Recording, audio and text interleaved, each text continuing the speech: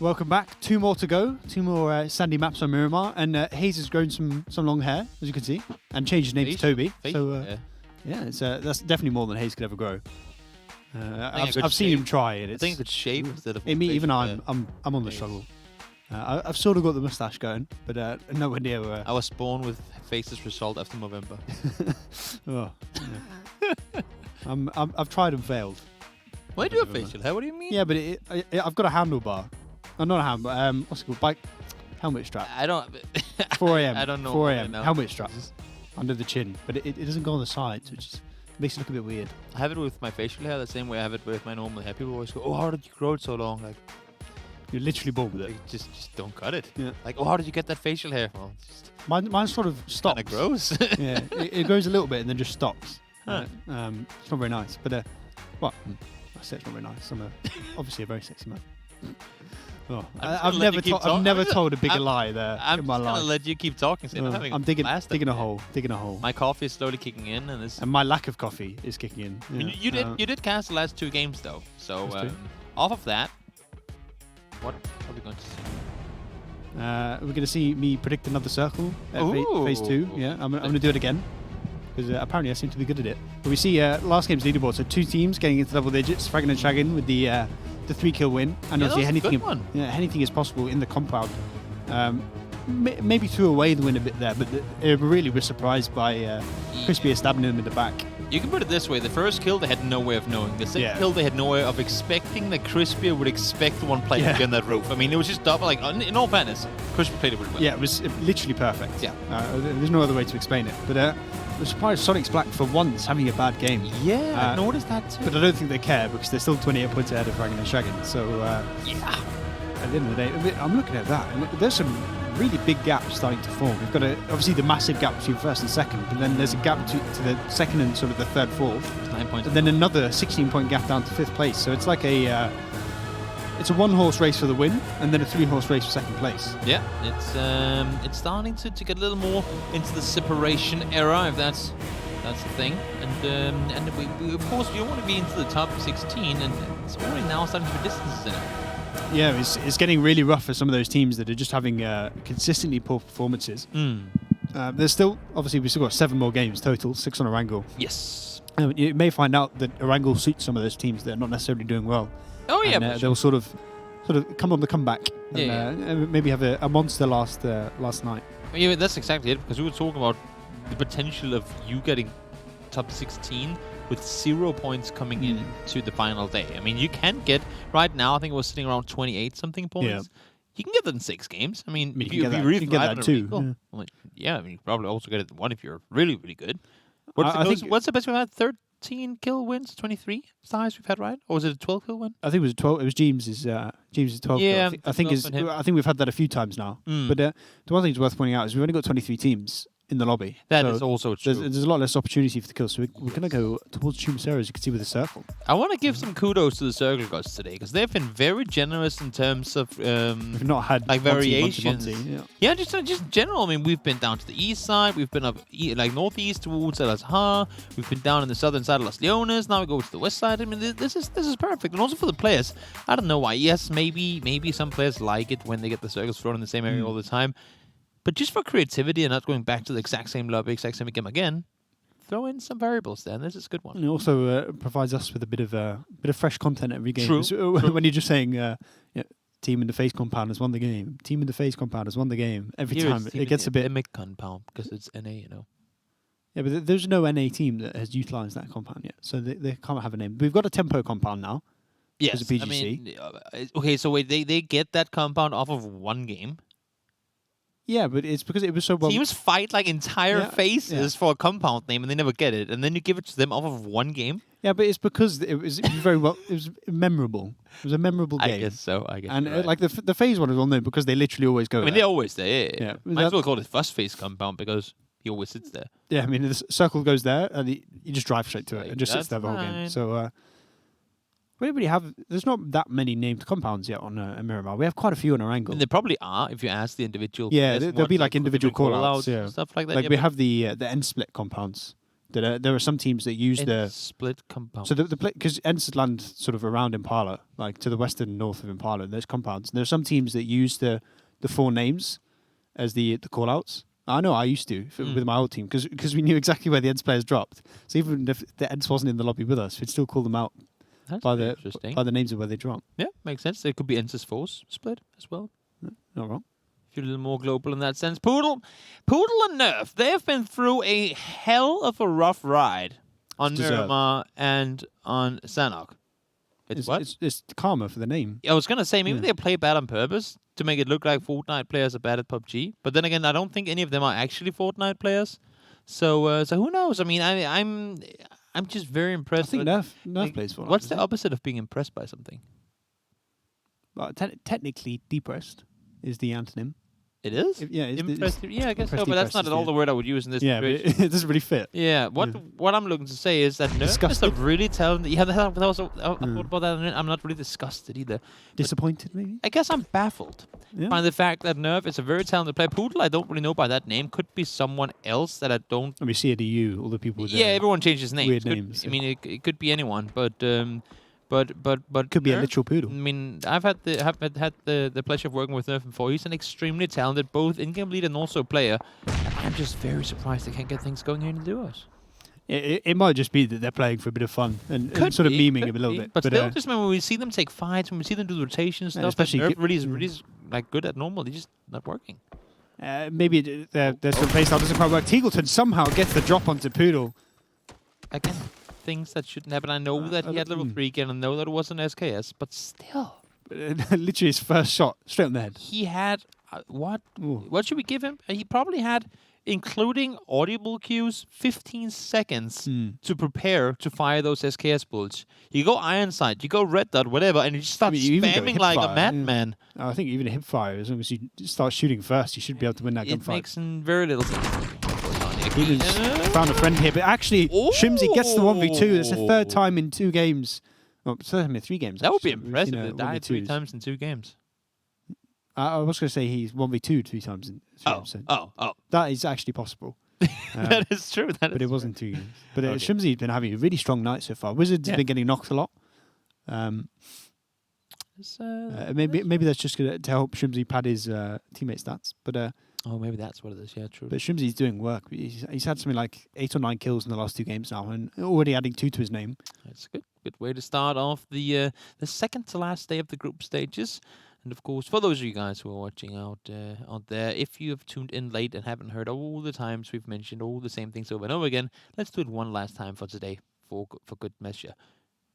After today, we'll be going, I think it's December 5th, you'll be getting to see the remaining games, 6 games on Erangel. Old Erangel, I'm pretty convinced.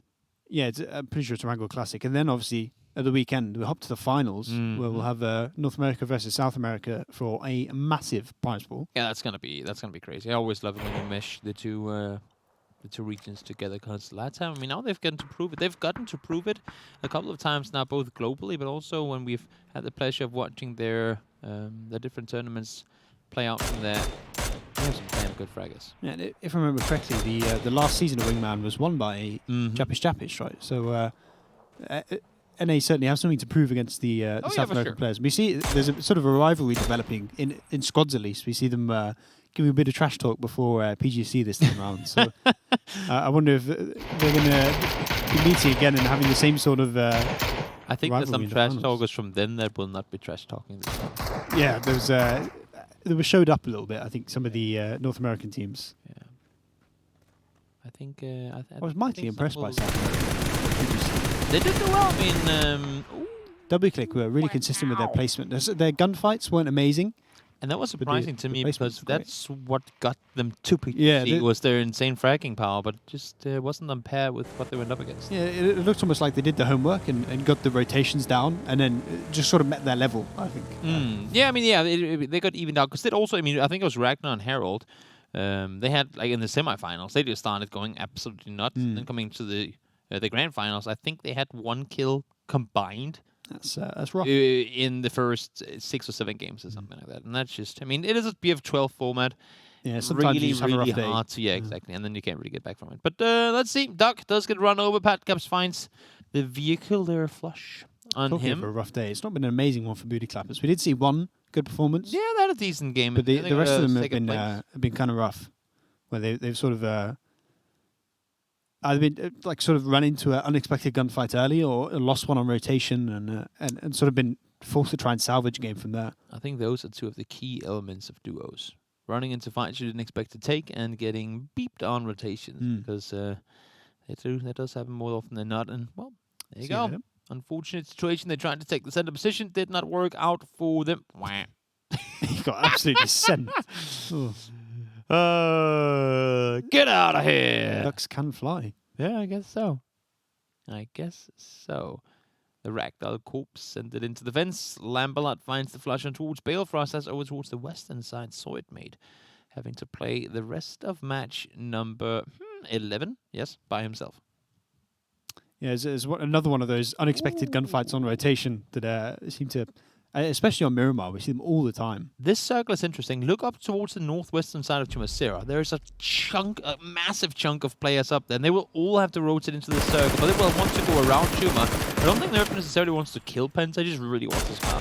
Yeah, he's not in the best spot here, on his feet. But meanwhile, trying to land some shots into Mikoi. We saw Ghost Gaming have a rough game last time out. Trying to make amends for that, but Mikoi now stuck between a rock and a burning car. I don't see it literally. I don't see where McCoy can really go from here. Unless if he has something along the lines of 15. I mean, Drassel is coming. Smokes. So no, that's not Drassel, is it? That's it is Drassel. I just saw like the logo and something else. Yeah. So it looked like there was two trains in the vehicle. I was like, is Drassel driving or someone else?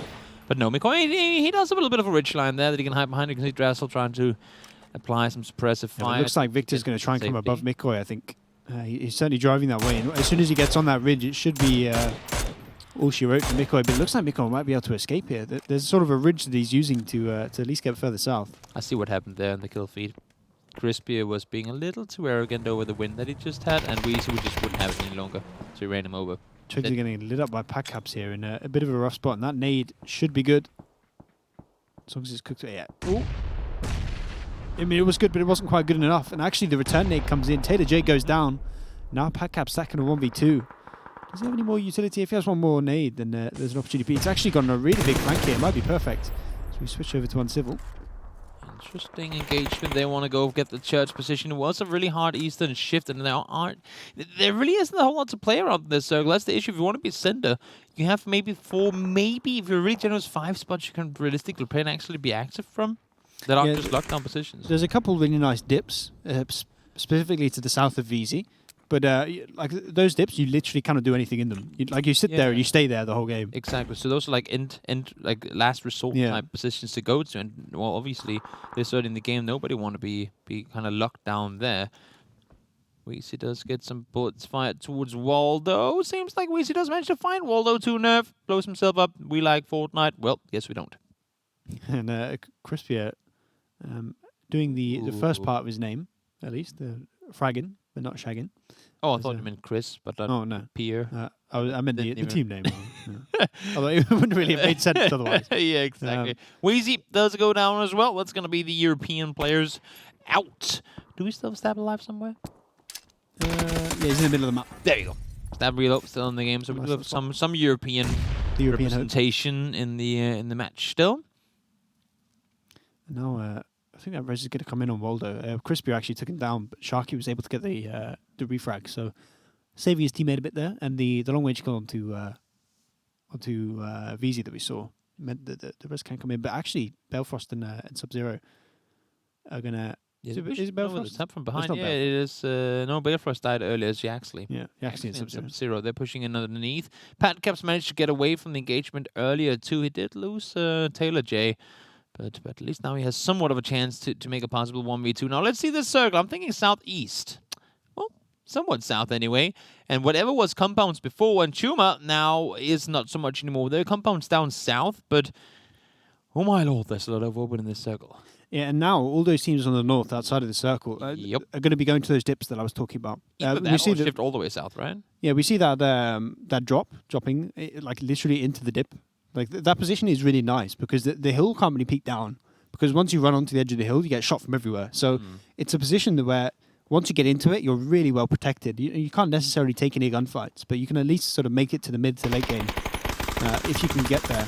And I expect we'll probably see the Cherry Poppin and Pentalol. Anything is possible to get down there. Yeah, nice spray down from Uncivil, securing his 4th kill of the game so far. More kills than some players have had in the tournament. Maybe not the tournament overall, but at least in today's games in total. Uncivil able to they'll get to chill around in the school and on the church. I mean, a little longer, but I don't know if they'll want to stay here for too much longer, even if they might be on the edge of the circle. McCoy not able to take Penta down. Yeah, and it looks like the anything is possible, Joe. Actually going to be in a pretty decent position. But meanwhile, Fudge gets the initial knock, gets the second one as well, takes down Ghost Gaming. 16th place. See you later, boys. They were not ready for that one at all. We are closing in on placement points. Stab managed to cross the road, and him and Rillo actually splitting up here. I like the positioning. I don't think anyone really expects team to be splitting first of all, at all in the duo tournaments, but at least not at this point in the game. So yeah, I think it's a really real estate. It's an underused strategy. True. To me. I think it actually works quite well, particularly at this sort of point where you know you're not going to get crashed, because Stab's not in a position where people are urgently trying to pull up there. Yeah. It's a decent position, but it's not amazing. So he can pretty comfortably hold it on his own just by sort of announcing his presence. He should sort of deny the pushes, but Yaxley, it looks like he's about to announce the presence of his own, but they actually get lit up from range there. Vegas tickling them. Solo player Vegas scaring them off from what could potentially have been not free kills, but very doable engagement down towards that shack on the western side. Soit made, and Lambalot will get to stick around there a little while longer. And Vegas, well, I mean, he's still shooting. And he's trying to grab some ADR. I think actually a knock there would result in a flush. But oh yeah, for sure. Meanwhile, this gunfight on the east, Tony V and Wooly have about 20 HP between them. We have lost Fudge in this gunfight earlier, but that nade should... No, it's just gone a little bit too far. Sub-Zero does go down on the south side. Sharky is going to be his killer. Tony managed to line 1-0 towards Victor, and it is circle 3 connected to 4, so once it hits... This is good. That's going to be death for Victor. That nade should potentially take him out. Nope, not going to happen, but now the blue for sure will. I don't think Victor has time to get a first aid off. No, he's going to go down to the blue zone. So the nade, whilst not grabbing the point, does at least grab the kill. Look at that circle shift. You're loving that if you're stabbing Reload. They're going to group back up in that northern compound. The other one is actually further center, but the compound that Reload was at, you can control the ridge to your south really well. And it's so much easier to play from there. Yeah, I think something that's not talked about enough is map control. It's a phrase that we see a lot in other games, but it's actually something that's really important in this, in terms of opening up avenues to rotations if you don't get the zone, which you can only do by taking power positions like the one Stab and Reload now are in. Exactly. They have a pretty damn decent spot there, and I guess their benefit of this, which they might not know it since we have all the vision, is that no one can contest them. No one's going to contest them. Maybe on Civils and Machine Gunner would want to go in that direction, but I really don't think they would. And they have vehicles, so there's a potential that the Lazarus Jewel will take the compound that Stab just was at. If they sort of bomb it down the road. Drive down that road, so they can't even scout it from where they are. I think if you go up in the church, you can see the middle of the map. That is a very good nade thrown by Pride. As much as I hate nades, I can still appreciate a good one. Yeah, exactly. I do appreciate a perfectly cooked and thrown nade. Even though... Shimzy whizzes out. So Shimzy not able to have a third great game in a row. Obviously, we did see the 1v2. I mean, I was going to say, did have some pretty good kills, so... And I think they actually got one placement point out of it. So at least a 3-point game. I think we saw them get another kill earlier as well. So not amazing, not bad. Vegas is on his wide rotation down south. Waldo and Sharky seem to have found a player in the middle of the open, and that's Mystery is going to go down. Lada is trying to push up. And I'm not sure if they're aware that he's there. Packcaps finally goes out. We saw him in a 1v2 for a very long time. Mm-hmm. Didn't quite get the flush, I don't think. So the rats will be together for a little while longer. Ooh. Mystery does get flushed. Ladder. Sneaky peeky, make his way forward. He has a 1v2 upcoming. Can he somehow make it a 1v1 followed by yet another 1v1? I'm not sure. And he wants to, of course, get inside the circle, most importantly, before taking this fight. Because in 1 minute, he'll be out in the blue, but now Sharky. Bike, he's driving away. Is it a bait? What is it? I don't think they're aware that Lat has stuck up the ridge. No clue. You know, obviously, they got the kill onto his teammate, so they know he has to be somewhere in the area. But that's about as much as they have. But Sharky actually sees him on the ridge. Figure that was going to have a nice repositioning by Sharky to get the angle onto the sideline there. Does get tagged up once. Damage done, but now walled over the top. This should be a guaranteed kill for the guys. And indeed it... I got the knock. What? Excuse me? How did he... He must have taken damage from somewhere else. I think Vegas must have tagged him. There's no way... Because he was full HP before. There's no way that's a headshot and a body shot that fast. Talking of a headshot. Kickstart put on the floor by Rello. I think Vegas might have tagged them. Yeah, I think that's the only explanation I can think of. Yeah. Otherwise, that was the fastest knock I've ever seen. There was no blue damage. There was no nothing. There must have been a damage done from somewhere else. Yeah, somehow we still don't have any one of those dips that I was talking about. No, I mean, they were really. Position. It's not a bad position because, like, placement-wise, it's great. Yeah. Obviously, as I've been saying, kill-wise, it's nothing special. But Vegas is going to be able to sort of take over the northern dip, which is actually on the southern side of the circle. I would assume that he's going to cross the road here, right? I mean, at least try to I honestly wouldn't. There's a position you can cross, sort of just on the south side of inside the circle, by that shack. It's actually really nice to cross there because the ridge that Cherry Poppins on sort of ends there. So you can use that to cross and deny the vision from the anything is possible, Joe. Yeah, nice. So I think it would work his way up on the west side and then cross late. That would make sense. Let's see if that's what Vegas decides to do. He is driving down on the southern side of the map right now. Maybe he'll see the crate, maybe he won't. We don't know for sure just yet. Penta might even hear him if he keeps driving this direction. He wants to go all the way on the other side, thinking, well, it's a double Eastern shift. That should be free, but unfortunately, Vegas players have already made their way here. Now, because Penta have heard him. Yeah, it definitely feels like he's employing a squads mentality in this. As a solo player in a duo tournament, maybe that's a little too... Like in a squad tournament, this is the rotation you'd do because those dips would always be taken. It's a good idea. So I understand why he's doing it, but unfortunately, he's run into Tony V, who just plucks him out the sky. Doink. And actually, is Waldo and Sharky going to be the ones to take over those dips now? What do you call that when you go like pull and then in the air and then you have to hit the plate, the clay plate? Skeet shooting. Skeet shooting. That's what he was. He wasn't skeet. As he came flying through the air, there. A ceramic disc in the sky. Yes, that's what he was. Waldo and Sharky moved into that southern position, so they have an opportunity to cross onto the eastern side if they want to.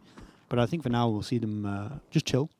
Yeah, I think everyone's going to wait for this next circle to pop. Now, Soydmate and Lambala do go down. That should allow for Valiant and Pride to push up to that next dip if they want to. But everyone, I think, at this point just want to know which side of the road are we going to. Is it going to shift west? Is it going to shift east? I mean, you can see the circle. I guess majority of the circle is over towards the eastern side. So I think right now, players on the southwest side of the road are getting more prepared to cross than the other players are to cross west. Yeah, Sharky and Waldo have that position that I was talking about, how it's actually really easy to cross there. So I expect they're just waiting to make sure their back is clear, because if you play on that ridge, it's very exposed to the west. Exactly. And you can only really cross once it's all clear on your side. So they're going to wait, I think, as late as possible, make sure no one's sneaking up behind them, and then make that cross and potentially engage onto anything as possible. Yeah, I did just hear both Pride and Valiant shooting on their side of the road. And see Sharky actually crossing as we speak. Just a couple of seconds left remaining until we'll see where their next circle is going to head. The second to last circle, I believe it was going to be. Maybe there's one more, actually. I think this might be only phase 6 closing in. But let's see where we headed. Phase 5 even. Oh my god, these games are ending fast. It's a dead center on the middle of the road. And I think Sharky and Waldo actually might be better off just staying here. Yeah, I like this sort of the 1-1 split on either side. If they can control the southern edge of the circle, then they sort of... Yeah, it helps them play the odds a bit, because if the circle then does go west, they can switch back. But they do have a vehicle, so it should be relatively easy for them to just cross back over as we see them join up on the eastern side. Cherry Poppin, meanwhile, met a friend in Tony V. Wow. Tony V can't quite shoot the body on the ground after we saw him take the one out of the air. Cherry Poppins grabbed the kill, but he has lost Pentala in the process. Yeah, I think Penta registered that there are players crossing from the other side. Oh no, well, he wouldn't have been a way of doing it. I thought it was actually down like this aggression here. I mean, I think they have to go on it too. They heard a lot of shots fired. They saw the kill come in. They know that Penta is knocked, or at least that he should be knocked. And with that many bullets fired before, I think they figure that damage was done and he's forced to stop and heal. Oh, Sharky. They're not actually going to see it, but they should still find Cherry Poppins here, I'd expect. But there's huge information, though, because Penta is 100% guaranteed to hurt them. And, well, now they find themselves in a 2v1 against Cherry. He seems like he wants to back off, though, or at least reposition. Yeah, but the problem now for Cherry Poppins is there's absolutely nowhere to go because he's going to run straight into the duo of Stab and Reload. Might be better off actually taking the fight to them. Yeah, I think he actually had quite good angles. There really isn't anywhere, sort of any cover for either the Rumstorm duo to take rather. So if you can maybe get the initial knock, then he should be in a decent position. It's also really unfortunate to think about how that was Pence's first knock, and he was there forever and just could not get back up. I'm talking about not getting back up, and Civil's down and out, and Machine Gun are now the last player left for the late Lazarus That's team. happened a couple of times today. Machine Gun being the last player alive. Now there's no players alive. Right, perfect nade thrown over towards the Jack. No counter plays available.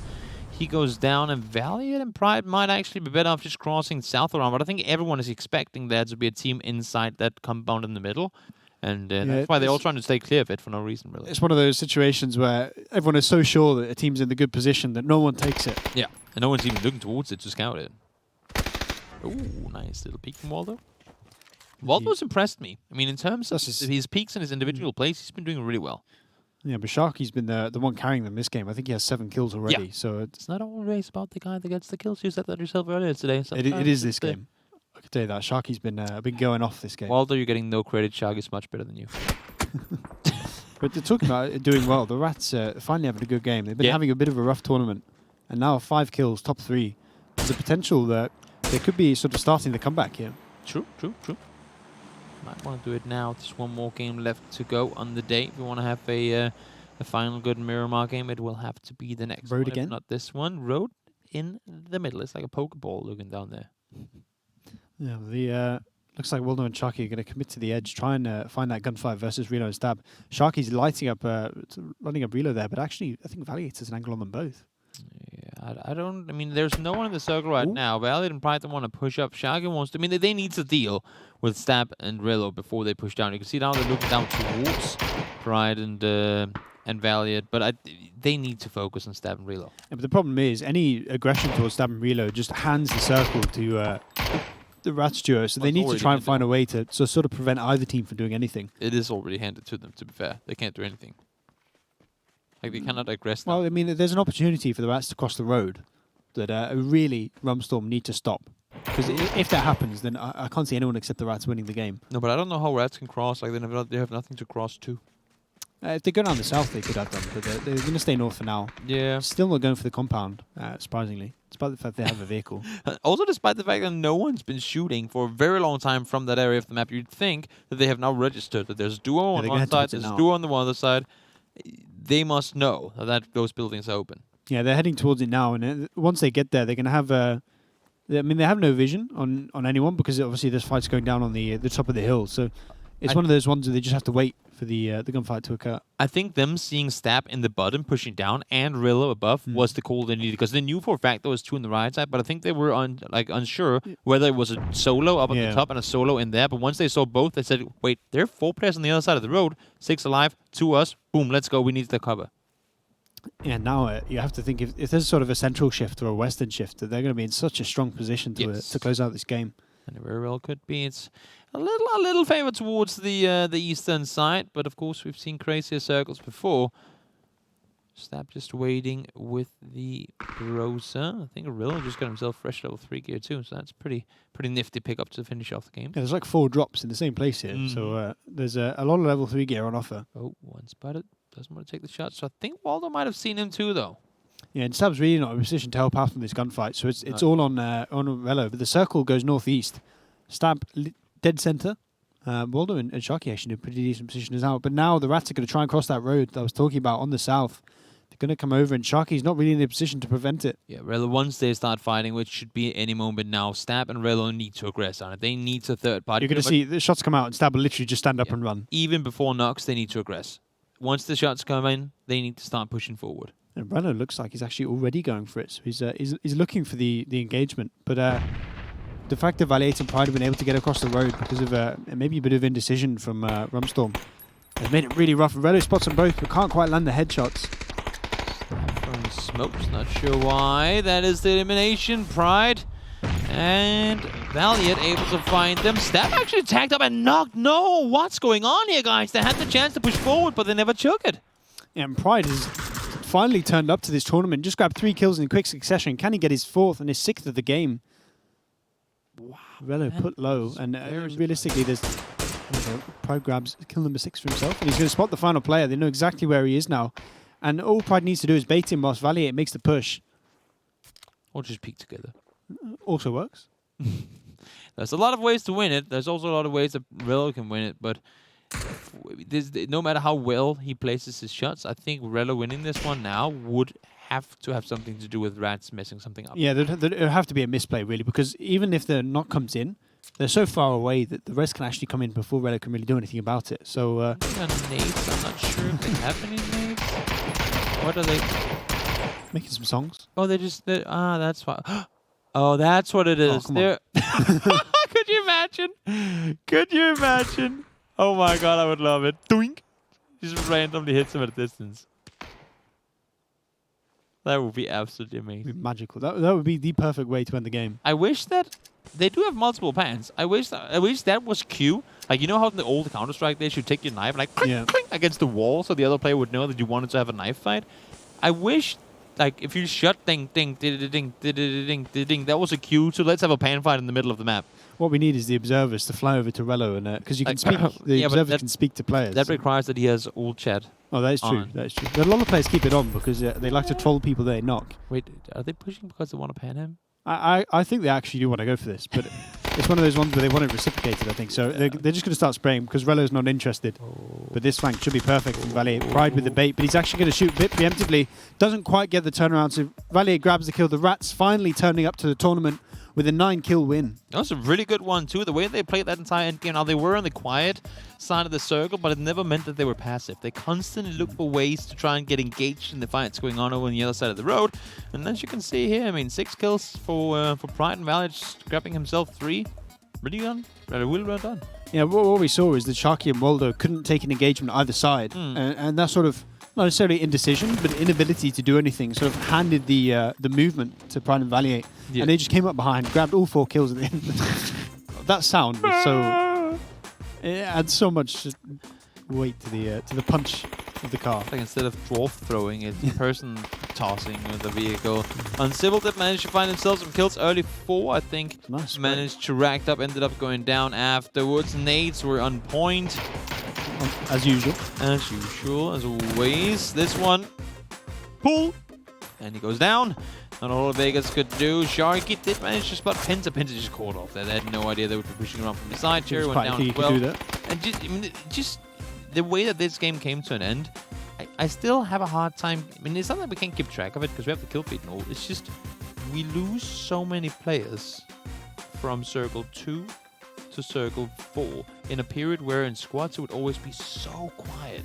I think that's just because like pretty much everything in the circle is taken. So all these teams are sort of looking for a way in, and they have to work through teams. And we see some teams successfully do it. In this game, it was Sharky, Waldo, Pride and Valier, the 2 teams that were successfully making that movement through all the other teams.